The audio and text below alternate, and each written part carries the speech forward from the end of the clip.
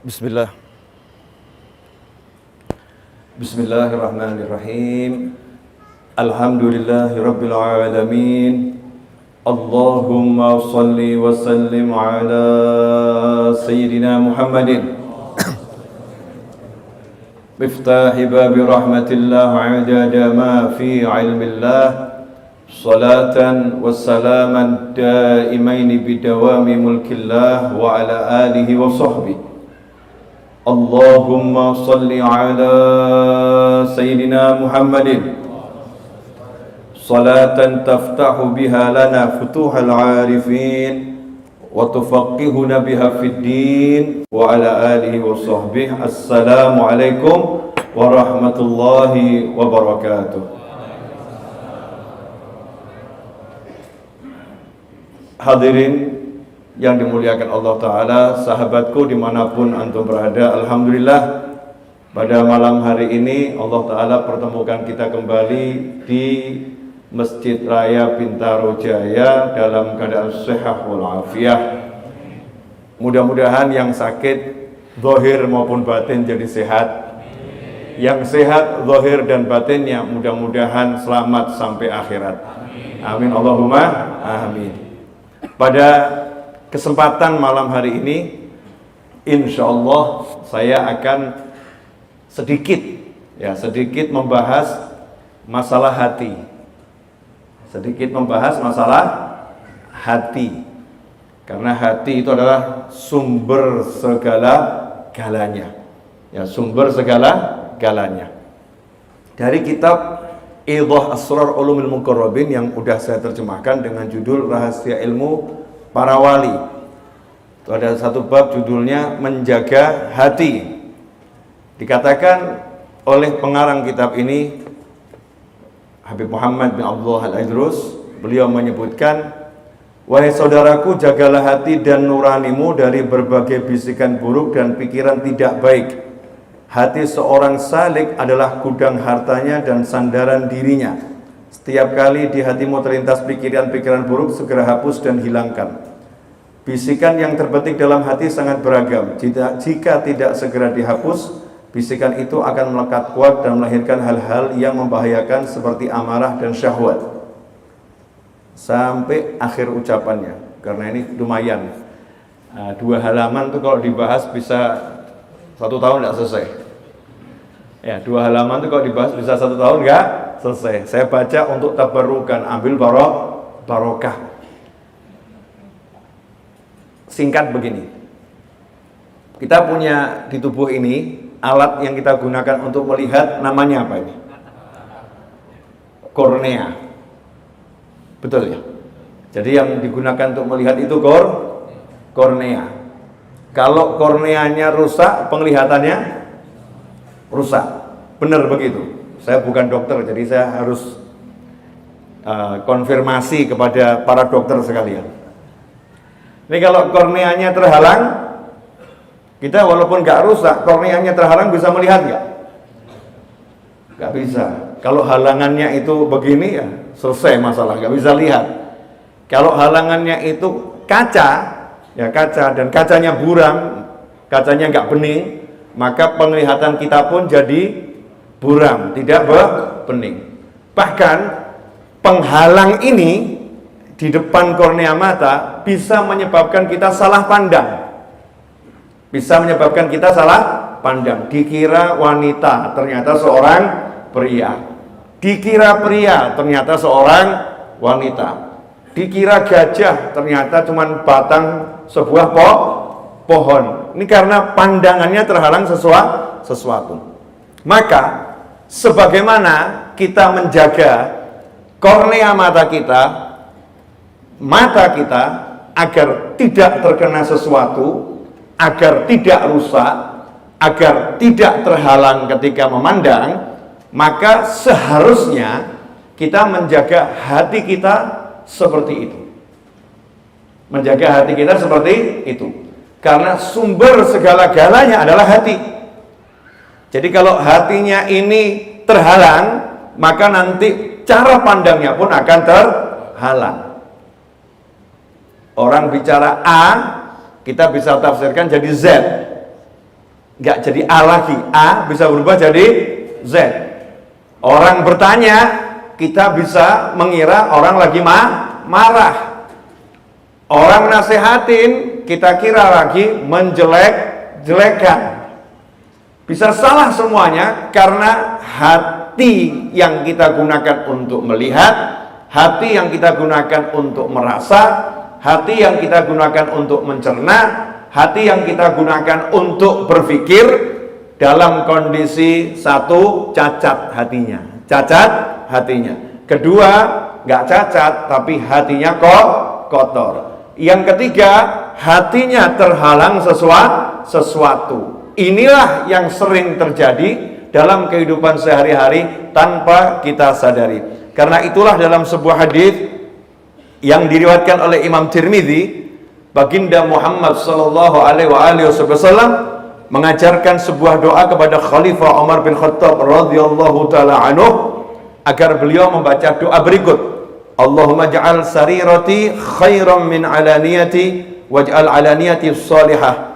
Allahumma inni as'aluka min salihi ma tu'ti nas minal mal wal ahli wal walad ghairil dhal wala mudhil. Ya Allah, tolong jadikan batinku lebih baik daripada lahirku, dan jadikanlah lahiriahku ini baik. Jadikanlah lahiriahku baik. Dan aku mohon kepadamu ya Rabb, segala kebaikan, baik itu harta, keluarga maupun anak keturunan yang Engkau berikan kepada masyarakat, bukan harta, keluarga, anak keturunan yang sesat dan menyesatkan. Ini doa yang diajarkan Nabi kepada Sayyidina Umar bin Khattab radhiyallahu ta'ala anhu. Kita nggak akan bahas yang akhirnya, tapi depannya. Allahumma ja'al sarirati khairan min alaniyati. Ya Allah, tolong jadikan hatiku lebih baik daripada jasmaniku.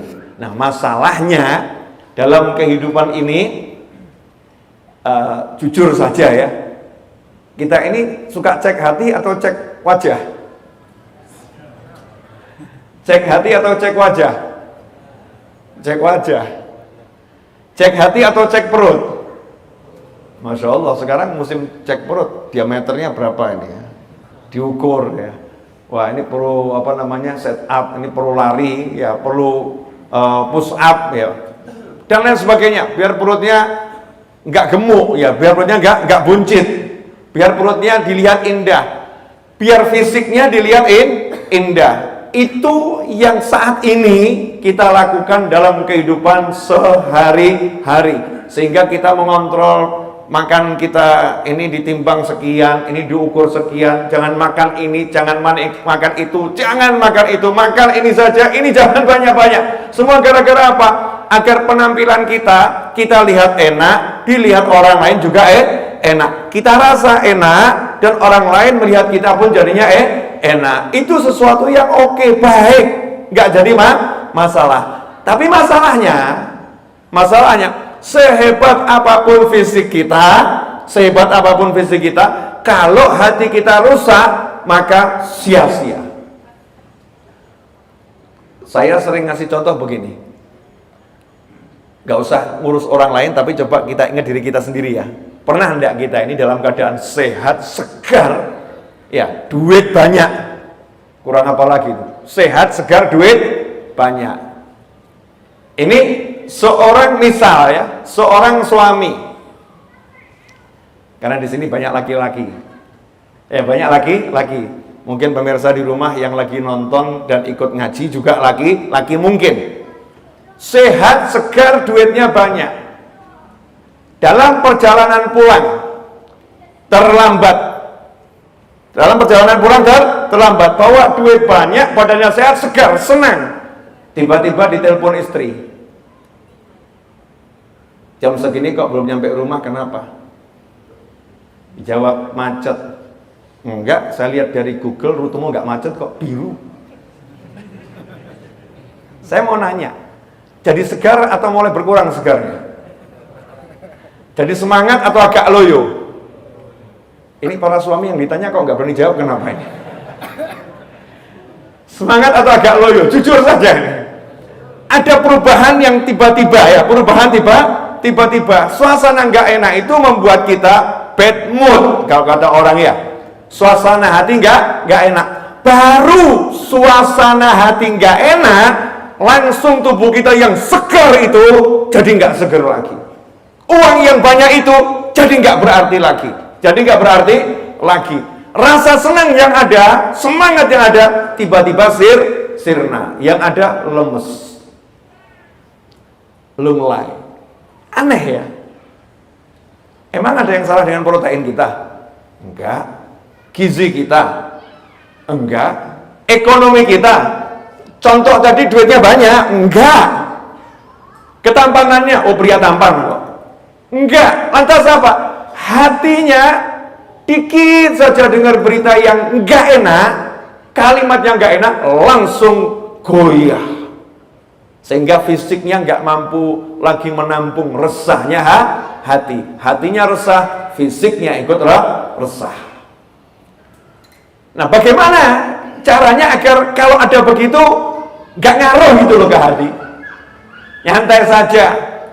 Itu di GPS saya lihat biru. Oh iya, biru karena engkau mandang penuh cinta. Santai jawabnya, enak. Muni kamu ini, ya. Kalau kamu pengen tahu aku kena macet atau tidak, gampang, nggak usah repot. Silahkan pakai mobilmu, aku tunggu di sini, jemput aku. Selesai. Itu nyantai orangnya. Kenapa nyantai orangnya? Karena hatinya kuat. Nah, yang terjadi di masyarakat ini, kebanyakan manusia saat ini hatinya nggak kuat. Hatinya lemahnya luar biasa. Kenapa hatinya lemah? Karena hatinya tidak diberi makan, hatinya nggak diberi minum, hatinya nggak dikelola, sibuk mengelola wajah, sibuk mengelola perut, sibuk mengelola body fisik, bahkan bukan dirinya, sibuk mengelola motornya, sibuk mengelola mobilnya, sibuk mengelola ruang tamunya, sibuk mengelola kamarnya, tapi hatinya tidak dikelola. Ini kebanyakan yang dilakukan kita di akhir zaman ini. Sehingga hasilnya apa? Sedikit saja yang gak enak, hancur kita, remuk. Kalau kata almarhum Didi Kempot, ambiar gitu. Hancur loh, lebur tuh. Sudah habis-habisan tuh, hatinya ambiar, udah nggak bisa apa-apa lagi. Ambiar loh, ambiar tuh udah nggak bisa ditambal, nggak bisa digiling lagi, nggak bisa, namanya juga ambiar, hancur sejadi-jadinya. Nah, yang dilakukan oleh para ulama, oleh kaum solihin ketika mendidik murid-muridnya adalah menjaga hati. Jangan sampai hatinya ambiar, jangan sampai hatinya itu kalau tergores lukanya nggak cepat sembuh. Jangan sampai hatinya ini mudah jatuh ketika dipukul. Caranya bagaimana? Yang nomor satu seperti yang diajarkan Nabi kepada Sayyidina Umar bin Khattab radhiyallahu ta'ala anhu, minta sama Allah Ta'ala. Minta sama Allah. Kita ini sekarang punya kebiasaan meninggalkan Allah.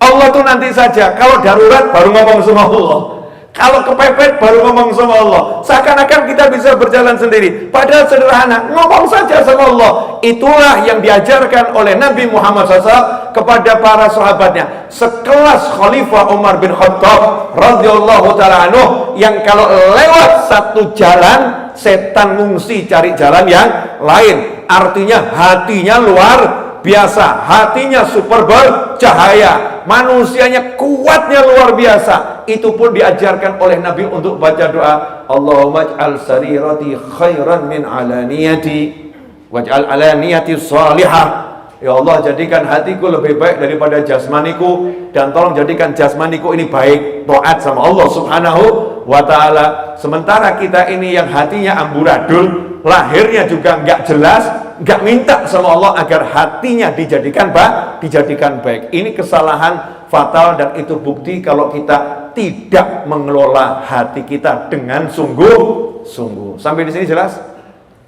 Ini belum loh ya, baru mukadimah.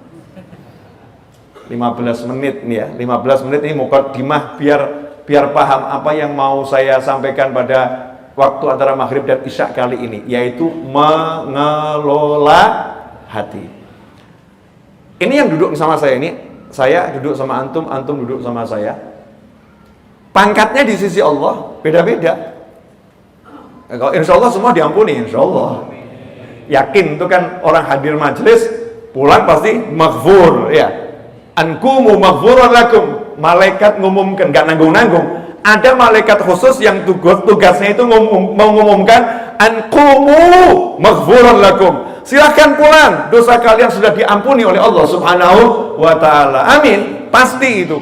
Tapi jadi masalahnya dosanya diampuni, tapi suntuknya kok tetap masih mudah hinggap ya. Dosanya diampuni, tapi kok mudah lemes ya, lemes ya. Dosanya diampuni, tapi kok mudah jatuh ya. Ada apa ini? Karena antara dosa diampuni dan kekuatan hati setiap manusia itu beda. Makanya ada orang yang duduknya sama, tapi pangkatnya beda. Yang satu pangkatnya naik 1000 derajat, yang satu pangkatnya cuma naik 2 derajat, yang satu pangkatnya naik 20.000 derajat. Beda-beda. Dari mana? Hatinya. Sebagaimana disampaikan oleh Nabi Muhammad sallallahu alaihi wasallam, Rasul menyatakan, "Ma sabaqakum Abu Bakr bi katsiri shaumin wala salatin, walakin bi syai'in waqara fi sadri." Kata Nabi Muhammad SAW, Abu Bakar As-Siddiq radhiyallahu anhu tidak mengungguli kalian karena banyak puasanya, banyak sholatnya, akan tetapi karena sesuatu yang tersimpan melekat kuat di dalam hatinya. Sesuatu yang melekat kuat di dalam hatinya. Ada loh orang yang di sini sholat, kita nih ya, sholat, hatinya ragu sama rezekinya Allah. Ada enggak? Ya kita yakin, kalau suruh ngomong yakin. Rezeki dari Allah, yakin. Begitu baca WA, Anda dipecat. Yakin atau lunglai?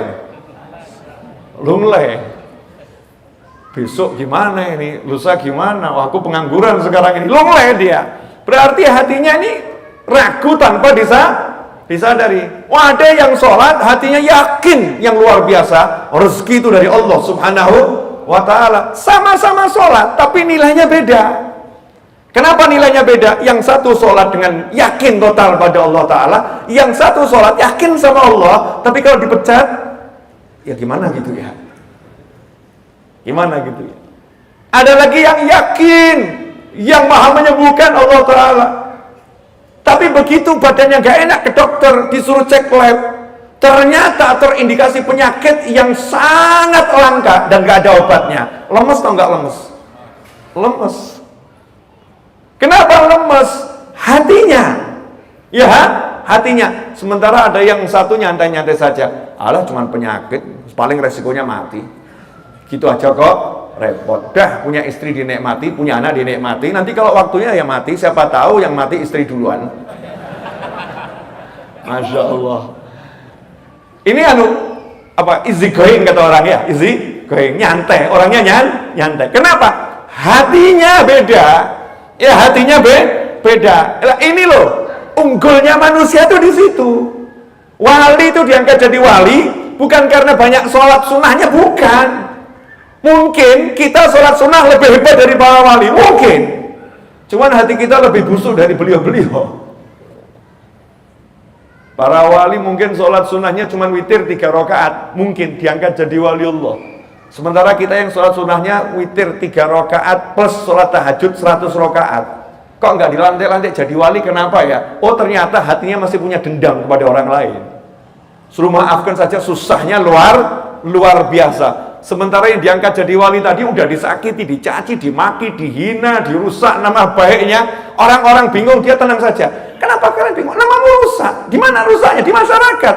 Emang gue pikirin, yang penting kan di Allah gak rusak. Itu dia yang fitnahkan. Oh gak apa-apa, gak jadi masalah. Kenapa? Allah ngerti aku bagaimana kok.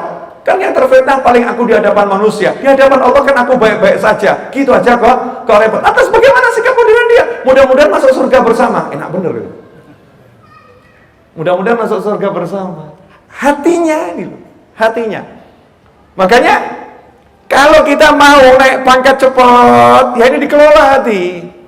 Hati ini dikelola. Lah repotnya sekarang udah sholat sunnah hampir nggak pernah puasa sunnah Allah setahun sekali, ya sodakoh itu terpaksa, ya sodakoh terpaksa, itu pun pilih angka yang paling sedikit, dan kalau uang receh yang paling jelek, Masya Allah, hadir majelis karena diajak tetangga nggak enak nggak datang, udah pol-polan begitu, hati kita busuk pula. Masya Allah, hati kita busuk pula. Imam Syafi'i radhiyallahu ta'ala mengatakan, uhibbus salihina walastu minhum. Aku cinta orang soleh, tapi aku belum masuk dalam kelompok mereka. Aku tidak dalam kelompok mereka.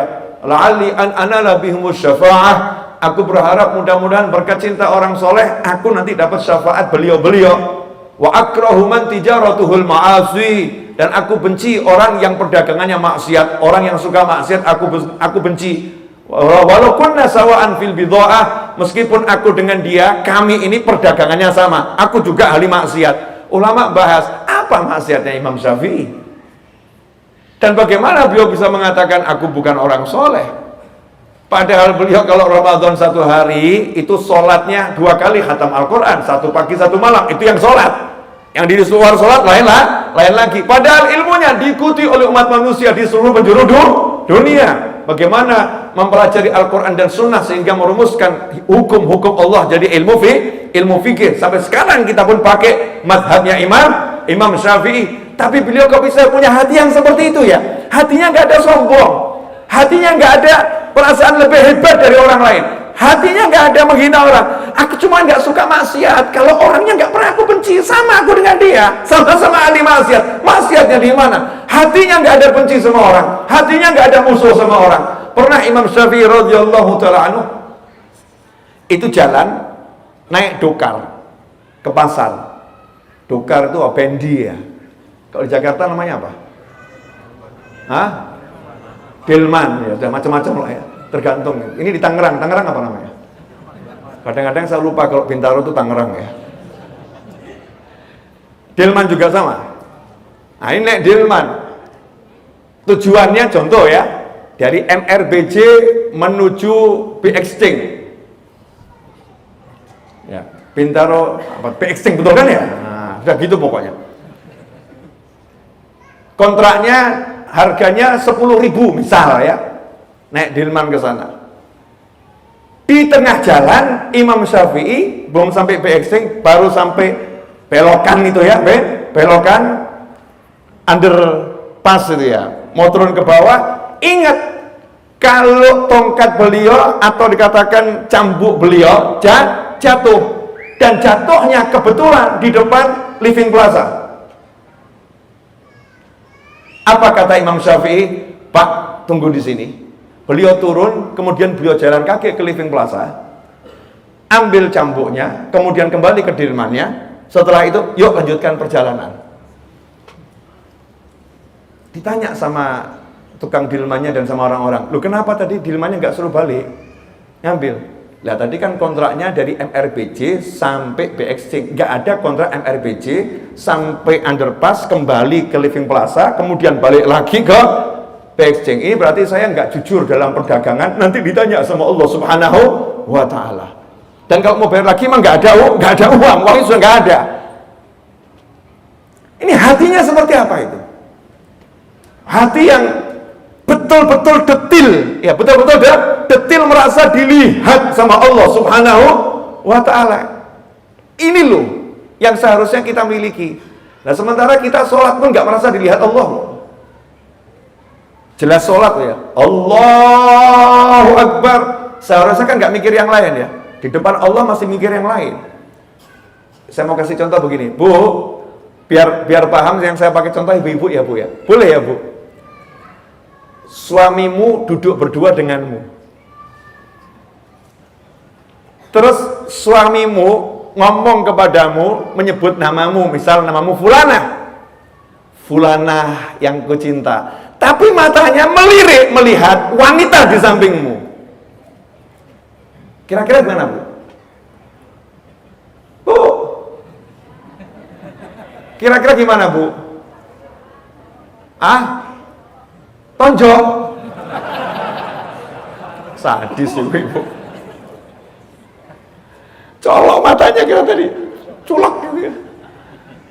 Dan ini bukan cuma ngelirik wanita di sampingmu ya, bahkan main mata.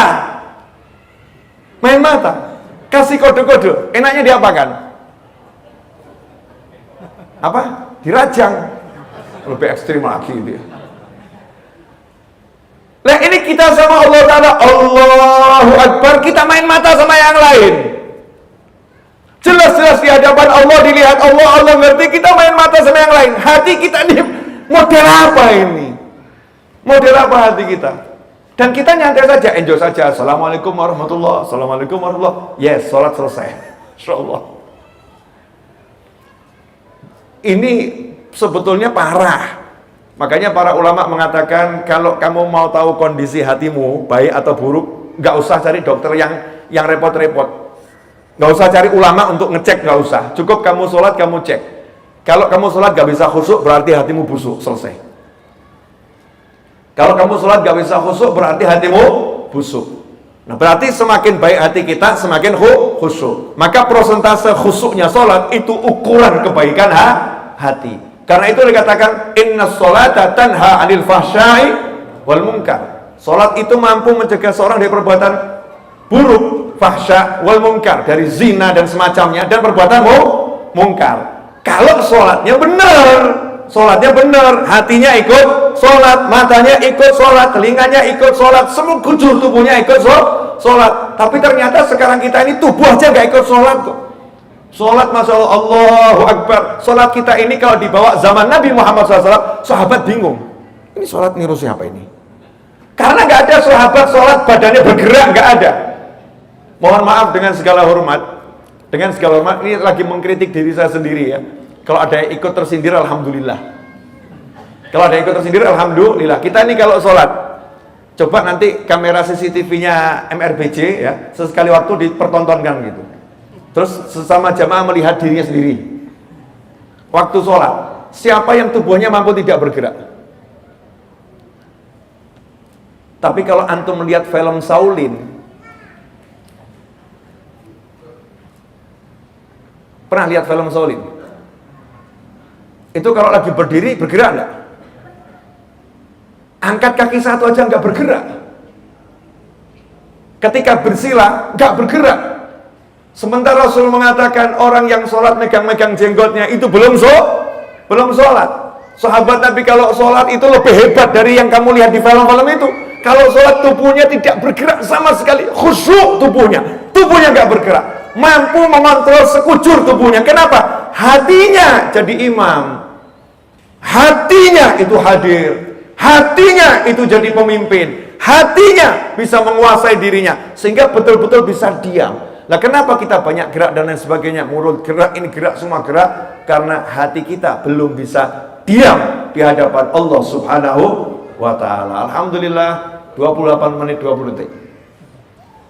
Dikit lagi ya, ini baru mukadimah, belum ke inti ceramah. Ya belum ke inti ceramah. Ini kalau dalam apa ya, pemaparan teori. Tapi baru satu alinea baris pertama. Alinea pertama baris pertama. Sampai di sini udah jelas belum nih? Apa yang jelas? Nggak jelas, Bib. Saya pokoknya tadi katanya saya yang dengar cuma satu, Bib. Gimana? Suruh mengelola hati. Kalau hatinya baik, tubuhnya baik. Nah sekarang saya mau ajarin caranya ngelola hati.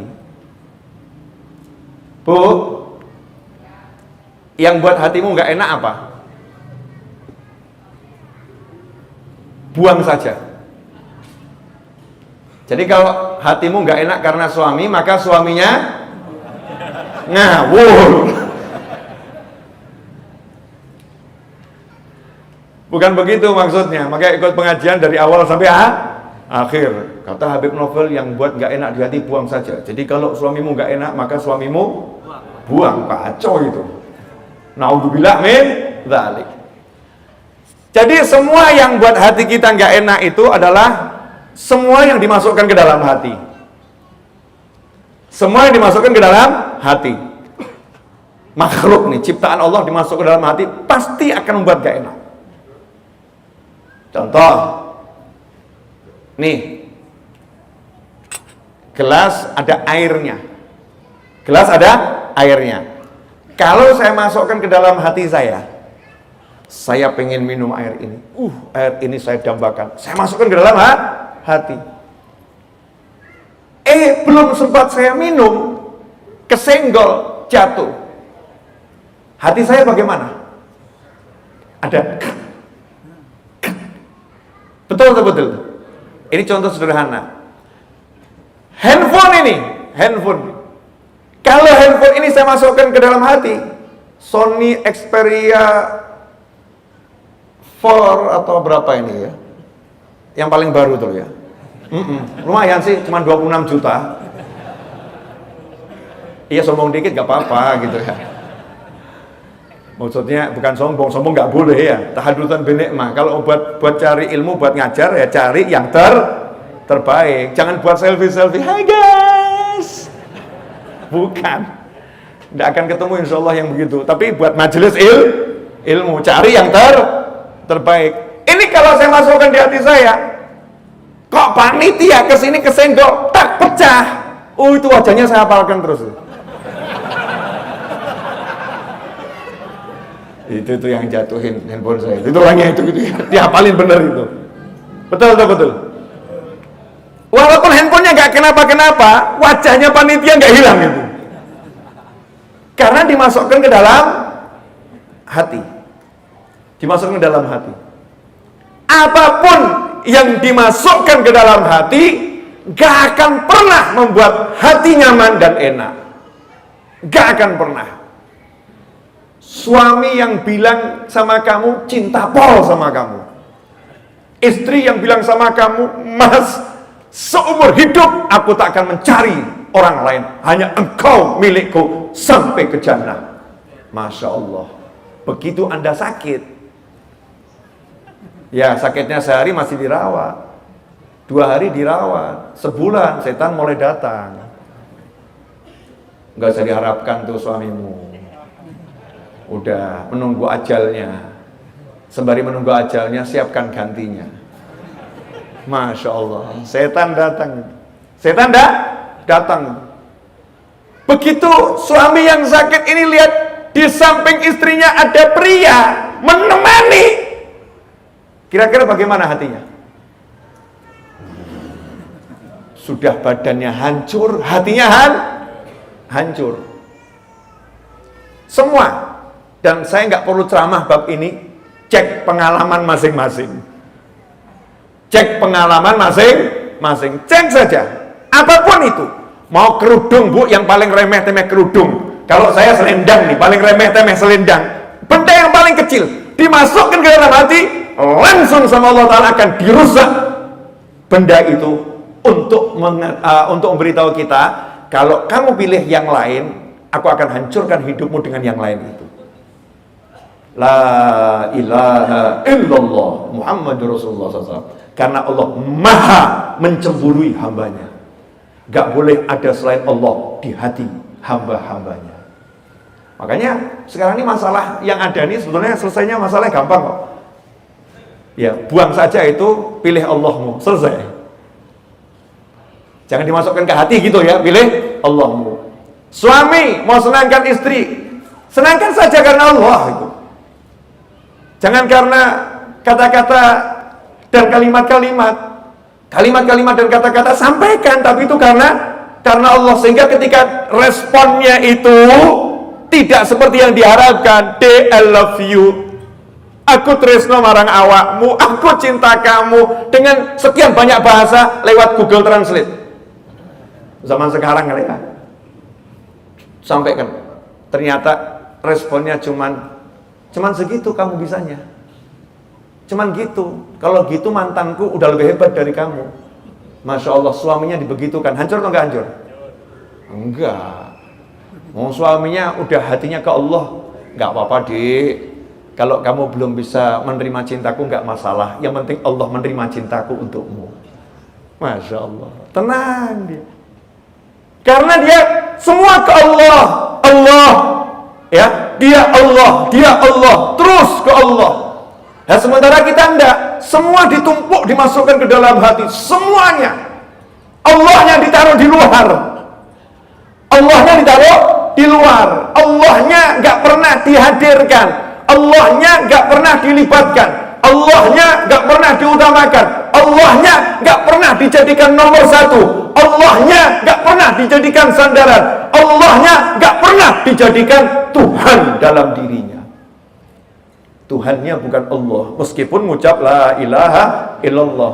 Ternyata yang dia andalkan hartanya, pikirannya, kawannya, sahabatnya, koleganya, tabungannya, kemampuannya, dan lain sebagainya. Semua itu ditaruh dalam hati, Allahnya ditaruh di luar. Maka udah pasti Allahnya marah. Ya, Allahnya marah. Nah, ini yang menjadi problem di akhir zaman. Kita ini nggak tahu gitu loh. Memang betul-betul nggak tahu salahnya di mana ya. Saya coba mempelajari salahnya di mana. Wong semuanya orang baik kok. Tapi kok jadi hatinya semakin lemes. Ternyata kita selama ini ada yang salah dalam proses belajar kita. Ada yang salah dengan proses belajar kita. Kita belajar terlampau mengandalkan yang namanya usaha. Mengandalkan usaha. Padahal Pancasila, sila pertama itu bukan usaha. Sila pertama apa? Ketuhanan yang Maha Esa. Ketuhanan yang Maha Esa. Udah diajarkan, Pancasila aja ngajarin ketuhanan yang Maha Esa. Surat Al-Ikhlas mengajarkan Qul huwallahu ahad. Katakanlah ketuhanan satu, hanya Allah, nggak ada yang lain. La ilaha illallah. Qul huwallahu ahad. Katakan hanya ada Allah yang Maha Esa, yang Maha Satu, Allah, nggak ada yang lain. Tapi sementara kita nggak ngomong begitu. Yang ada, mau kaya kamu harus sekolah tinggi. Nanti kalau kamu sekolah tinggi, kamu pinter, kamu bisa kerja bagus, kamu bisa kaya. Untuk yang berpendapat seperti ini, saya katakan kasihan. Mau kaya nunggu usia 25 tahun. Saknorek. Betul ya? Mau kaya nunggu usia 25 tahun. Kasihan. Sementara Nabi kita Muhammad SAW sejak remaja sudah kaya raya. Mau sembuh harus berobat ke dokter A sampai Z. Sehingga kalau nggak punya uang untuk berobat dokter A sampai Z, kamu nggak akan sembuh. Maka belum berobat sudah putus asa karena nggak punya duit. Akhirnya hidupnya murung, sedih, dan mengatakan sebentar lagi aku mati. Datang ke tempat saya, Habib, saya begini bla bla bla bla. Saya jawab, kamu mau mati aja kok nunggu sakit? Nggak perlu sakit, kamu juga akan mati. Mau hidup kok dirusak dengan kata mau mati. Lebih baik kamu hidup sekarang, nggak usah kamu tunggu, nanti mati datang sendiri. Selesai. Tapi nanti sekarang ini, mau kaya harus begini. Mau sehat harus begini. Ini yang remaja ini Masya Allah, ini banyak nih kasus di WA saya ini. Apakah Allah nggak mendengar doa saya, Habib? Kenapa sampai sekarang jodoh saya belum datang? Apakah memang tidak ada jodoh untuk saya? Saya jawab begini ya, termasuk bodoh juga saya. Ya saya baca ini jawabannya ini ya, jawabannya ini. Mohon maaf ya, kita ini buta atau enggak buta sih? Bu, nanya ya Bu, wanita itu banyak atau sedikit? Bapak-bapak nanya, pria itu banyak atau sedikit? Banyak, walaupun wanita lebih banyak, betul. Jadi sebetulnya menikah itu mudah atau susah? Mudah. Yang susah apa? Kamu nggak mau ngomong, gitu aja kok repot. Saya jamin kamu berhenti di perempatan itu, Living Plaza itu ya, ada perempatan di situ, kemudian kamu pegang poster besar, siapa ingin menikah dengan aku? 1 bulan dapat. Dibuat susah gitu. Allah nggak mendengar doa saya. Kamunya yang buta, nggak melihat jodoh yang disiapkan Allah Ta'ala. Jadi kayak gini loh. Ini ilmu ya, ilmu pas nih, titit pas ilmu nih. Masya Allah, ini ilmu, ini mahal, ini yang mau saya sampaikan mahal. Saya bilang sama panitia di Masjid Raya Bintaro Jaya, saya minta kopi.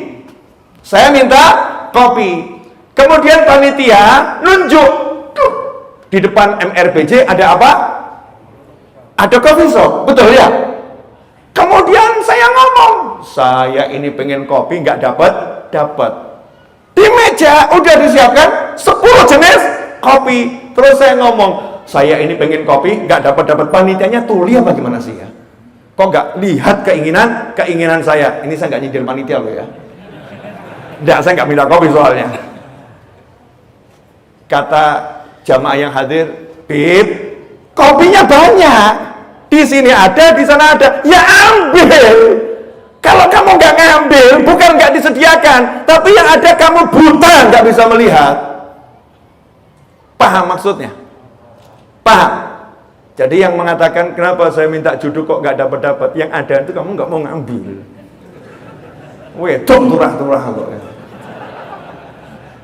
Ya Bu ya. Ya semua minta sama Allah Ta'ala, tapi ya obah gitu loh ya. Bergeraklah, ambil. Yai Ustadz Habib, cari kerjaan kok susah ya? Saya bingung orang bilang cari kerjaan kok susah. Saya naik mobil dari Bintaro ini menuju Serpong, lewat lorong-lorong, Masya Allah. Itu setiap rumah buka toko itu. Ya buka toko kecil. Saya bilang pantas Indonesia ini makmur. Kenapa? Masyarakatnya nggak ruwet urusan kerja, nggak punya kerjaan, rumahnya jadi toko. Jual gula, jual teh, yang beli siapa nggak jelas, tapi jual. Betul kan ya? Kelihatannya siap ya menyambut rezeki. Lah kok ada satu orang masih gagah mengatakan cari kerja kok susah, nggak susah, kamu buta. Masya Allah, sampai saya bengok-bengok nih ya. Buta. Berhenti di perapatan situ ya, kamu beli pisang, kamu goreng di rumah, berhenti di perapatan situ. Satu hari, pisang goreng halal, insya Allah habis. Kalau nggak habis lapor saya akan beli. Betul ya? Wah insya Allah habis. Masalahnya ini hatinya tadi itu loh. Hatinya, kemana hatinya? Kalau hatinya ke Allah, hidup tuh simpel kok. Mudahnya luar biasa. Saya kemarin di acara majelis di Menara 165 saya sampaikan begini. Nabi Ibrahim itu ngajarin doa yang menurut orang yang menggunakan akalnya zaman sekarang, doanya Nabi Ibrahim saat itu irasional, nggak masuk akal. Kenapa? Istri dan anaknya ditaruh di padang Sahara atas perintah Allah Ta'ala, di mana di padang Sahara nggak ada kehidupan di sana, nggak ada apa-apa, bekalnya cuma air sedikit, korma beberapa butir, yang artinya berapa hari lagi airnya habis, kurmanya habis, dan kemungkinan besar akan mati. Kemungkinan besar. Nabi Ibrahim doanya aneh. Ya Allah, aku letakkan anak keturunanku di situ ya Allah, agar nanti di situ muncul anak keturunanku yang banyak, mereka jadi orang-orang yang mendirikan sholat. Kalau kita di samping Nabi Ibrahim, ya kita ya akan protes tuh. Nabi Ibrahim doanya kok nggak masuk akal ya? Kenapa? Ini aja hidup belum tentu kok, terus punya anak pinak nih dari mana? Betul ya? Setelah itu apa? Ya Allah, tolong kirimkan makanan. Ini nggak ada makanan untuk mereka. Kirimkan makanan untuk mereka. Maka kita akan ngomong, Nabi Ibrahim mohon maaf, yang mau ngirim siapa? Lalu nggak ada yang tahu, anak istrimu di sini nggak ada yang tahu, dan kalau ada yang tahu belok aja nggak mau. Siapa yang mau ngirim? Kemudian ditambah lagi, tolong kirimkan orang-orang ke sini, berduyun-duyun datang ke sini dan jatuh cinta kepada anak keturunanku. Tahwi ilaihim, jatuh cinta pada anak keturunanku. Kita kan ngomong, siapa yang mau ke sini? Batu nggak ada air, padang Sahara, tempat gak jelas, siapa yang mau? Gak masuk akal. Sebentar lagi mati. Tolong please, kalau doa yang masuk akal, doakan husnul khotimah lebih pantas. Mungkin kalau kita pakai akal kan begitu ya, pakai akal begitu. Akal yang gak ada iman, akal yang gak kenal Allah, akal yang dididik bukan dengan la ilaha illallah, akal yang dididik dengan sebab akibat, tapi la ilaha illallahnya dihilangkan. Tapi akalnya orang yang beriman lain. Simple. Aku punya Tuhan. Ini mahal nih. Kalau antum paham ini, hidup enak. Aku punya Tuhan. Tuhanku yang punya semuanya. Betul? Saya kasih contoh begini. Saya punya kenalan. Kenalan saya yang punya misalnya ya, punya rumah sakit di seluruh Jakarta. Kenalan saya yang punya semua mall di seluruh Jakarta. Kenalan saya yang punya semua jalan tol di seluruh Jakarta. Kenalan saya yang punya semua pom bensin di seluruh Jakarta. Kenalan saya yang punya semua mat-mat di seluruh Jakarta. Kebetulan saya kehabisan bensin dan saya nggak punya duit. Enaknya gimana? Ya tinggal ngomong aja tuh ya sama kenalan saya, bensinku habis, posisi di sini, tolong bantu aku. Selesai. Kira-kira terisi nggak itu? Cukup kamu duduk di situ biar aku yang bereskan. Bener kan ya? Itu baru kenalan biasa. Nah kalau kenalanmu Allah Subhanahu wa ta'ala yang punya jagat raya, kok kamu masih bingung, tuh kan aneh. Ini kok bingung semua, kenapa ini? Yang punya jagat raya siapa? Yang punya semuanya siapa? Siapa yang punya semuanya? Jadi yang punya orang-orang di jalanan, yang punya hati mereka siapa? Yang bisa bolak-balikkan hati mereka siapa? Semuanya milik siapa? Jadi kalau kamu nggak punya, harusnya ngomong apa? Allahumma. Itu yang dilakukan Nabi Ibrahim alaihissalam. Simpel, bukan nggak masuk akal. Justru itu yang paling masuk akal. Kasusnya apa? Anak istriku nggak ada makanan. Ya betul toh. Ya Allah, tolong kirim makanan. Benar atau salah? Masuk akal atau nggak masuk akal? Itu yang paling masuk akal, karena Allah Maha Bisa, Allah Maha Kuasa, Allah Maha Mampu, Allah Maha segala-galanya. Itu yang paling masuk akal. Kenapa justru kita sekarang mengatakan gak mungkin? Dari mana datangnya? Bagaimana bisa? Itulah saat engkau menghilangkan Tuhanmu dalam hatimu. Ngeri. Ngeri atau enggak ngeri? Semangat dong. Oh, lagi apa namanya mengagumkan Allah itu harus semangat. Ini tambah dikit apa ya, closingnya biar enak ya, boleh ya? Terus Nabi Ibrahim, istri dan anaknya nggak ada yang nemenin, minta apa sama Allah? Waj'al af'idatan, tolong jadikan hati sebagian dari manusia cinta kepada mereka, kesana ya Allah, mendatangi mereka. Betul atau salah ngomong begini? Masuk akal atau nggak masuk akal? Ini yang paling masuk akal, karena yang paling bisa hanyalah Allah Subhanahu wa ta'ala. Nah sementara kita sekarang, Masya Allah, anaknya rewel.